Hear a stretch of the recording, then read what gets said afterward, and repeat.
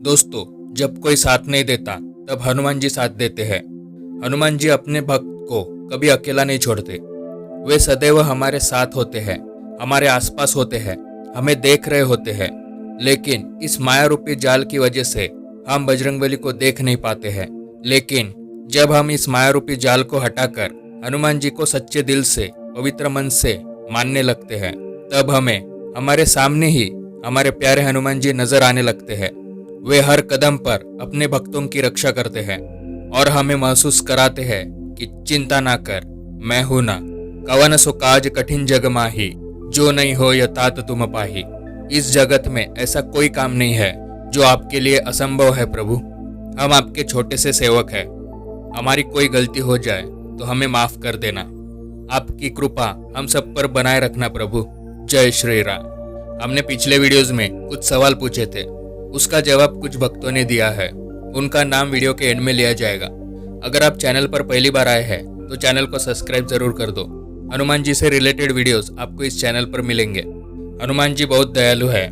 वे अपने भक्त को कभी कष्टों में नहीं देख सकते। तो ऐसा कौन सा संकट आया था इस भक्त पर और कैसे हनुमान जी ने इनके सहायता की और इनके संकट को मिटा दिया। कैसे हनुमान जी ने इस भक्त पर कृपा की और ये भक्त नास्तिक से आस्तिक बन गए। आइए जानते हैं। वीडियो को ध्यान से पूरा देखिए और समझिए। तो चलिए वीडियो की शुरुआत करते हैं। मैं अपना नाम गुप्त रखना चाहती हूँ। मैं पुणे की रहने वाली हूँ। मैं मेरी मम्मी के साथ हमारे पुणे वाले घर में रहती हूँ। मुझे पापा नहीं है। मैं जब छोटी थी तब पापा की मौत हो गई। मेरी माँ कृष्ण भगवान को अपना बेटा मानती है। मम्मी रोज पूजा पाठ करती है, लेकिन मैं भगवान को नहीं मानती। मैं नास्तिक हूँ। भगवान होते तो उन्होंने मेरे पापा को बचाया होता, ऐसा मैं सोचती थी। मैं एक कंपनी में जॉब कर रही थी। सैलरी भी अच्छी थी। सब कुछ अच्छा चल रहा था। मेरे जिंदगी का टर्निंग पॉइंट था 13 जून 2023 का दिन। वो क्यों था वो आपको आगे पता चलेगा। मेरी मम्मी मेरे लिए शादी का रिश्ता ढूंढ रही थी, लेकिन कोई अच्छा लड़का मिल नहीं रहा था। मैं मेरे जॉब में मस्त थी। रोज जॉब पर टाइम पर जाती थी। जॉब के रास्ते में हनुमान जी का मंदिर था। मैं जॉब में जाते जाते हनुमान जी को गुस्से से देखती, क्योंकि मुझे हनुमान जी पर गुस्सा आता था कि मेरी मम्मी भगवान को मानती है और इस भगवान ने मेरे पापा मुझसे छीन लिए। 17 अप्रैल 2023 को मुझे मम्मी का कॉल आता है। मैं उस वक्त जॉब पर थी। मैंने कॉल उठाया। मम्मी ने कहा, गुड्डू तेरे लिए अच्छा रिश्ता आया है, तुझे फोटो भेजी है, देख ले। लड़का पसंद होगा तो शादी की बात कर लेती हूँ। मुझे घर में गुड्डू नाम से बुलाते हैं। मैंने फोटो देखा। लड़का बहुत अच्छा था, हैंडसम था। मुझे पसंद आया। मैंने हाँ कर दिया। शादी की तारीख 28 जून 2023 फिक्स होती है। मैं बहुत खुश थी, लेकिन नियति को कुछ और ही मंजूर था। मेरे जॉब में एक लड़का था। उसकी पोस्ट भी सेम थी जो मेरी पोस्ट थी। मेरी सैलरी उससे ज्यादा थी और मैनेजर भी मेरे काम से खुश थे। तो ये उस लड़के को अच्छा नहीं लगता था। एक दिन उसने मैनेजर को मेरे बारे में भड़काया। मैनेजर भी उस लड़के की बातों में आ गया। मैनेजर ने मुझे बहुत सुनाया, जबकि मेरी कोई गलती भी नहीं थी। पता नहीं उस लड़के ने ऐसा क्या कहा था मेरे बारे में। मुझे 3 दिन में निकाला जाएगा जॉब से, ऐसा मेल आया मुझे। मैंने ये बात मम्मी को बताई। मेरी मम्मी बहुत टेंशन लेने लगी। मुझे भी बहुत टेंशन आया था। मेरी शादी होने वाली है और अब जॉब भी नहीं रहेगी। मैंने मैनेजर को कॉल किया, लेकिन वे नहीं माने। उन्होंने कहा कि कल से जॉब पर आने की कोई आवश्यकता नहीं है, तुम्हें जॉब से निकाल दिया गया है, यू आर फायर्ड। ये सुन के मुझे शॉक लगा। मैं मेरे रूम में अकेले ही रो रही थी। अभी तक ये बात लड़के वालों को पता नहीं थी।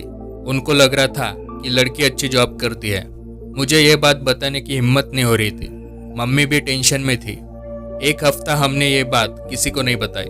फिर मम्मी ने बोला, बेटा हमें ज़्यादा दिन इस बात को छुपाना नहीं चाहिए, बता देते हैं लड़के वालों को। मेरी तो हिम्मत नहीं हो रही थी। मैंने कहा, मम्मी आप ही बता दो। मम्मी ने फिर लड़के वालों को कॉल करके इन्फॉर्म किया और सारी बात बता दी। ये बात लड़के की मम्मी को पसंद नहीं आई। उन्हें जॉब करने वाली बहू चाहिए थी। उन्होंने ये शादी कैंसिल करवा दी। मैंने और मेरे मम्मी ने बहुत रिक्वेस्ट की उनसे, लेकिन वे नहीं माने। मैं अब अंदर से पूरी टूट चुकी थी। मेरी जॉब भी चली गई और अभी शादी भी कैंसिल हो गई। मुझे बहुत रोना आ रहा था। मैं कमज़ोर नहीं हूँ, लेकिन हालात ऐसे आ गए थे कि मैं खुद को कमज़ोर महसूस कर रही थी। मेरी मम्मी का भी टेंशन से बुरा हाल था। मैं जॉब सर्च करने लगी, लेकिन जॉब नहीं मिल रही थी। मैंने मेरे फ्रेंड से पूछा, रिश्तेदारों से पूछा, सब कुछ ट्राई किया, लेकिन जॉब नहीं मिल रही थी। मैं अब धीरे धीरे डिप्रेशन में जाने लगी।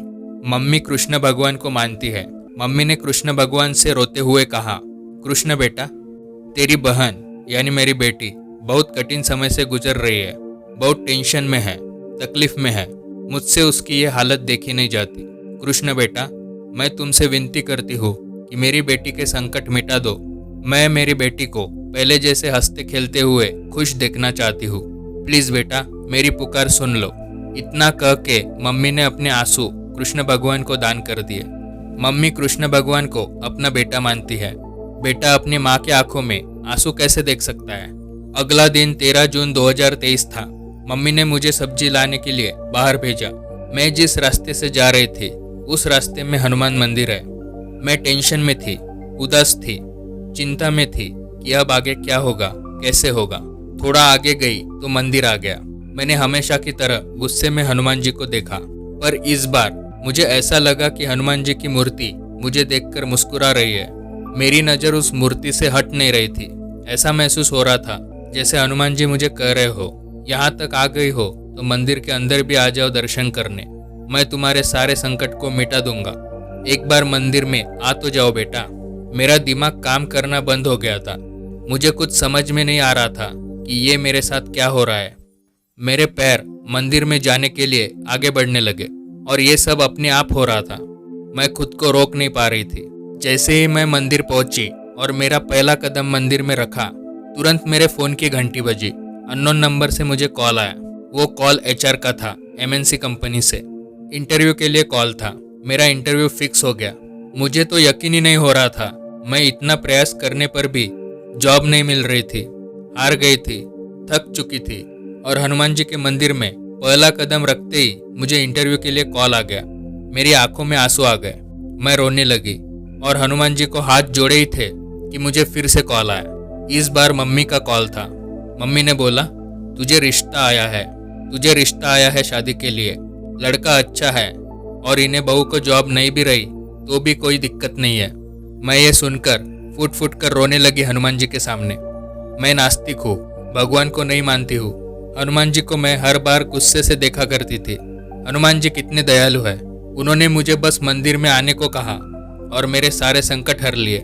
मैंने हनुमान जी से कहा, बचपन में मेरे पिता मुझसे अलग हुए। मुझे पिता का प्रेम नहीं मिला। मेरी मम्मी ने मुझे पाला है। इस संकट की घड़ी में मैं अकेला महसूस कर रही थी। समझ नहीं आ रहा था क्या करूं। मंदिर में पैर रखते ही सारे संकट हर लिए। मुझे माफ कर दो हनुमान जी, मुझसे बहुत बड़ी भूल हो गई। मैंने ये बात मम्मी को बताई घर जाकर। मम्मी बहुत खुश थी और मम्मी ने बोला कि मैंने कल कृष्ण भगवान को बोला था मेरी बेटी को मैं तकलीफ में नहीं देख सकती। इतना बोला था बस, और देखो कृष्ण बेटे ने हनुमान जी को तुम्हारे संकट हरने के लिए भेजा और संकट मोचन हनुमान जी ने हमें संकट से मुक्त कर दिया। ये सुनकर मैं बहुत खुश हुई और मैंने हनुमान जी को पापा माना है। मेरे जीवन की नाव हनुमान जी के चरणों में अर्पण कर दी है। मैं अब नास्तिक से आस्तिक बन चुकी हूँ।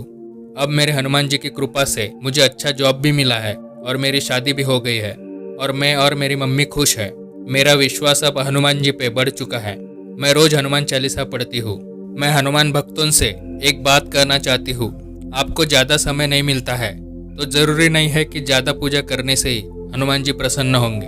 आप बस एक बार सच्चे मन से हनुमान जी का नाम ले लोगे तो भी हनुमान जी प्रसन्न हो जाते हैं। कितना भी बुरा समय चल रहा हो, हनुमान जी पर पूरा विश्वास रखिए, वे आपके संकट का विनाश कर देंगे। तो देखा दोस्तों, एक और असंभव कार्य को संभव किया हमारे बजरंगबली ने। हनुमान जी बहुत दयालु है। आप मन को पवित्र रख के उन्हें पुकारे, वे किसी न किसी रूप में आकर आपकी सहायता अवश्य करेंगे। तो ऐसी लीला है हमारे हनुमान जी की, बड़ी न्यारी। हमने पिछले वीडियोस में एक सवाल पूछा था, हनुमान जी को सिंदूर क्यों चढ़ाया जाता है। इसका जवाब है, जब हनुमान जी माता सीता से मिले थे तब सीता माता को सिंदूर लगाते हुए हनुमान जी ने देख लिया था। तब हनुमान जी ने आश्चर्य से पूछा था, माता ये आप क्यों लगाती हो। तो सीता माता ने कहा था कि राम जी के दीर्घायु के लिए मैं ये लगाती हूँ। ये जानने के बाद हनुमान जी ने पूरे शरीर पे सिंदूर लगाया था। तब सीता माता ने उनसे पूछा था कि ऐसा क्यों किया। तो हनुमान जी ने कहा था आप थोड़ा सा सिंदूर लगाते हो तो राम जी की आयु बढ़ती है। मैं पूरे शरीर में लगाऊंगा, राम जी की आयु बढ़ेगी और वे खुश हो जाएंगे। तो तब से हनुमान जी को सिंदूर चढ़ाया जाता है और सिंदूर सबसे प्रिय है हनुमान जी को। इसका सही जवाब दिया है नंद किशोर प्रताप सिंह, जगदीश कुमार, अखिलेश दीक्षित, संजय मधुरिया। पिछले वीडियोस में कुछ सवाल पूछे थे। हनुमान जी समुंदर पार करके लंका तक पहुंच सकते हैं, ये उन्हें किसने याद दिलाया था? इसका उत्तर दिया है दत्तू घाड़गे, नंबर 1 वीडियोस और प्रमिता सिन्हा जी ने। प्रमिता जी अपने सुग्रीव जी ने याद दिलाया था ऐसा बताया है, वो उत्तर गलत है। हनुमान चालीसा किसने लिखी? इसका सही जवाब दिया है दत्तू घाड़गे, जयांश, निवेदिता मोहापात्रा, संज श्याम। बाल समय में हनुमान जी ने किसको फल समझ के निकल लिया था? इसका उत्तर दिया है केवल मवादिया, शीतल रंगड़िया। हनुमान जी ने कौन सा पर्वत उठाया था? इसका उत्तर दिया है दत्तू घाड़गे। हनुमान जी सीता माता से कहाँ मिले थे? इसका उत्तर दिया है नंद किशोर प्रताप सिंह जी ने। आप सभी का उत्तर देने के लिए धन्यवाद। हनुमान जी की कृपा आप सब पर बनी रहे। आज का सवाल है, रामायण में कितने कांड है और जिस कांड में हनुमान जी का वर्णन आता है उस कांड का क्या नाम है? जो भी इसका सही जवाब देंगे उनका नाम अगले वीडियो में लिया जाएगा। मिलते हैं अगले वीडियो में। जय श्री राम, जय हनुमान।